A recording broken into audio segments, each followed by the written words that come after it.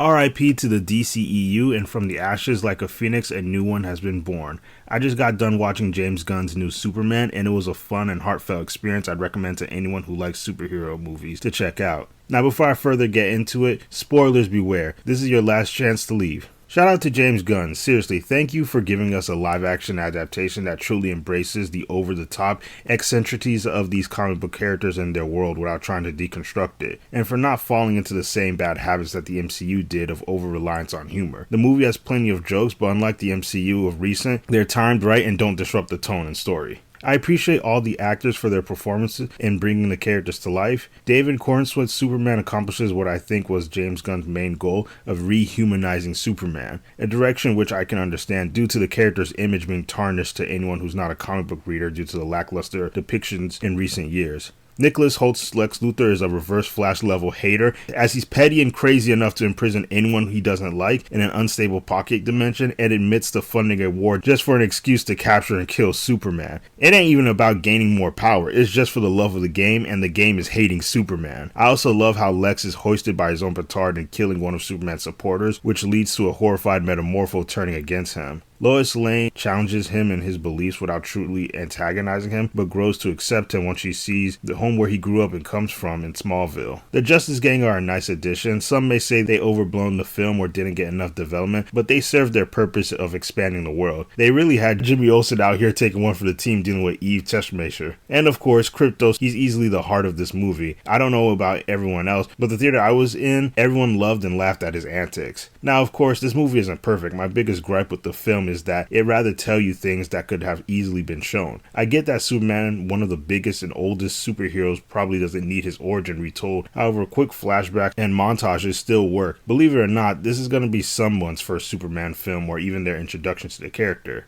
And the opening scene literally drops you in the middle of the plot after a Star Wars prologue. I would have preferred seeing how he got injured. Hell, during his interview with Lois, they could have shown us some of the things they go over to fill in the gaps. It's even taken a bit further towards the end after he beats Lex. Superman goes on a mini rant about how he's human like the rest of us, which feels entirely unnecessary when the whole film portrays this. Honestly, it was probably Gunn's last attempt to convey this to the audience. I'm also not a fan of the change made with his birth parents. Most versions of Superman accepts and embraces that he's a child of both Earth and Krypton. It also raises questions about his cousin Supergirl, since most incarnations of her were raised on Krypton. The trained monkeys are probably the most ridiculous thing in the movie. I could probably excuse it if it's leading to Gorilla Grodd or Ultra Human Knight. Anything else like Superman's red underwear, Green Lantern's bowl cut, and the monster battle in the background distracting a more emotional scene are all nitpicks. A great start for the new universe, and if they keep up the momentum, I'm looking forward to the next installment.